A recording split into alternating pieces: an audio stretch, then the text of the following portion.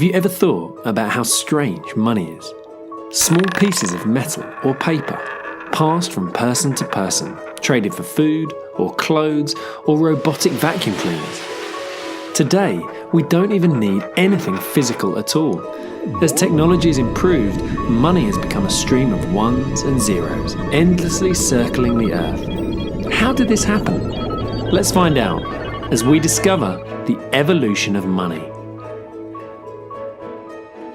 Thousands of years ago, before money existed, humans relied on a system of barter. If you were a farmer, leftover crops could be traded for clothes from the tailor or beer from the brewer. In ancient China, instead of breaking their backs carrying hundreds of items around with them, people began to carry small tokens that represented the items they wanted to trade. Eventually, these tokens were replaced with abstract circles that could represent any item. According to writings from the time, early Roman soldiers were paid in salt, which is where we get the word salary. The first coins we'd recognise today were issued in Lydia, now called Turkey, in about 600 BC. They were made of electrum, a naturally occurring alloy of gold and silver, and made King Croesus extremely wealthy. Today, people still use the phrase rich as Croesus. Paper money was first developed by the Chinese in around 700 AD, just after they invented woodblock printing. They called it flying cash, as it had a tendency to be carried away by the wind. When Marco Polo visited China in the 1200s, he brought the idea of paper money back to Europe with him, where, at the time, the florin had become an international coin accepted all across the continent. When the British Empire colonised America, the government restricted the colonists from minting currency, so they wouldn't be able to declare independence. We now know that this was a flawless plan. Unperturbed, the colonists gathered any foreign currency they could get their hands on to use instead. Particularly popular was the large silver Spanish dollar, which was known as a piece of 8 because it was worth 8 reals. As it was made of silver, a soft metal, when someone needed change, you could literally cut it into pieces.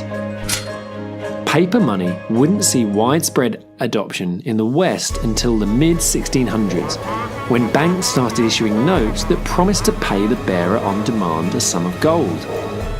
Merchants found it much simpler to just trade the notes with each other, rather than lugging around large amounts of unwieldy metal.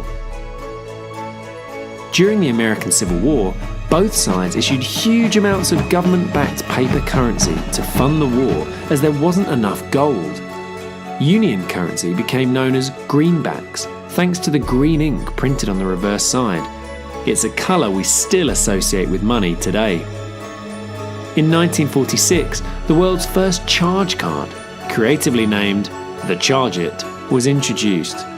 It was limited compared to modern credit cards, but proved such a useful idea it would lead to the Bank Americard, now known as Visa, and MasterCard.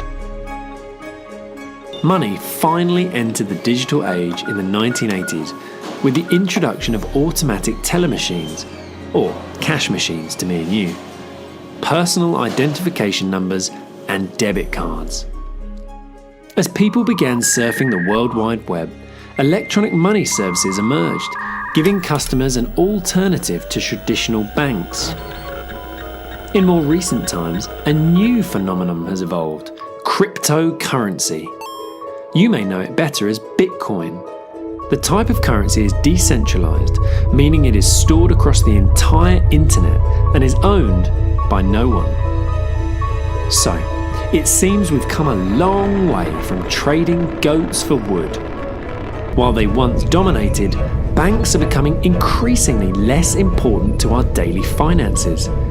We started with a cashless society, and with the rise of chip and PIN and contactless payment, cash is on the decline.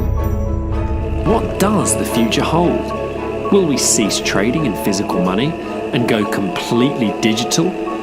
Or will we come up with an even stranger way of buying the things we want?